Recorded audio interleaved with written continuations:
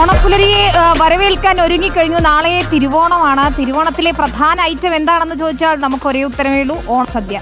ഇന്ന് തന്നെ പല വീടുകളിലും തിരുവോണ സദ്യക്കുള്ള ഒരുക്കങ്ങൾ തുടങ്ങിക്കഴിഞ്ഞിട്ടുണ്ടാകുമല്ലേ? ഞാൻ അമ്മയെ വിളിച്ചപ്പോൾ അവിടെ കാളനും പുളിയിഞ്ചിയും അച്ചാറും ഒക്കെ തയ്യാറായി കഴിഞ്ഞു.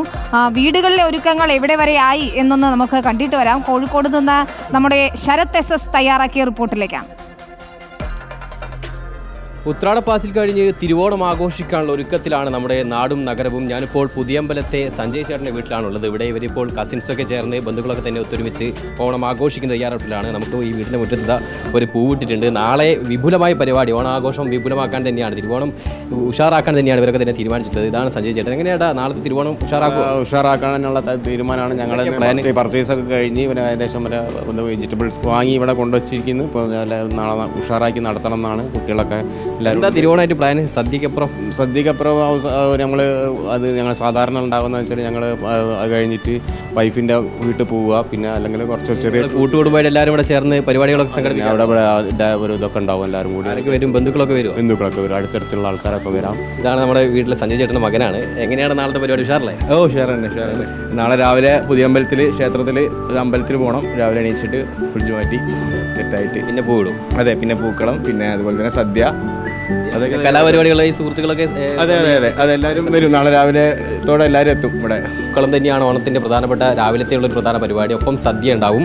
ഇതിന് ശേഷം വൈകിട്ട് ഇത്തരത്തിൽ ഓണപരിപാടികൾ ഈ കുടുംബങ്ങൾ കസിൻസൊക്കെ ചേർന്ന് നടത്താറുണ്ട്. നമുക്കൊരു പാട്ട് ഈ ഘട്ടത്തിൽ ഇവരോട് ചോദിക്കാവുന്നതാണ്. അപ്പോൾ ഒരു പാട്ട് പാടാവുന്നതല്ലേ?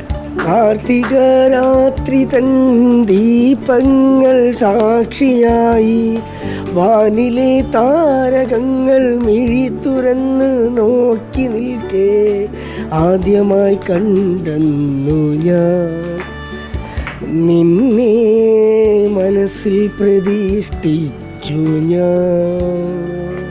വളരെ നന്ദി, അടിപൊളിയായിട്ടുണ്ട്. എന്തായാലും ഇതാണ് സഞ്ജയ് ചേട്ടൻ്റെ മകൾ അശ്വതി. അങ്ങനെ ഇവരൊക്കെ എല്ലാവരും കൂടി ഉഷാറാക്കുകയാണ്. ഓണത്തിലുള്ള പൂക്കളം ഒരുക്കാനുള്ള പരമാവധി പരിപാടികളിലാണ്. ഒരു ഭാഗത്ത് പാട്ടും പൂക്കളത്തിൻ്റെ പരിപാടികളൊക്കെ നടക്കുമ്പോൾ തൊട്ടിപ്പുറത്ത് നമുക്കിതാ ഇവിടെ സദ്യക്കുള്ള പരിപാടി കുറച്ച് ആളുകൾ ചേർന്ന് നടത്തുന്നുണ്ട്. എന്താണ് നാളെ വലിയ സദ്യയാണോ? ഒരുപാട് വിഭവങ്ങൾ ഉണ്ടാകും. സാമ്പാർ, പച്ചടി, പുളി, പിന്നെ ബാക്കി നോണ്, കുറച്ച് രണ്ടും കൂടിയാണ്. എല്ലാവരും ചേർന്ന് മറ്റു ബന്ധുക്കളൊക്കെ വരുന്നു. ഹസ്ബൻഡിന്റെ പെങ്ങളും ഫാമിലിയും വരും. അമ്മ, നാളത്തെ പരിപാടി എന്താ? നാളത്തെ പരിപാടി നാളെ ഭക്ഷണമൊക്കെ ഉണ്ടാക്കണം. തയ്യാറെടുപ്പിലാണല്ലേ? ശരി.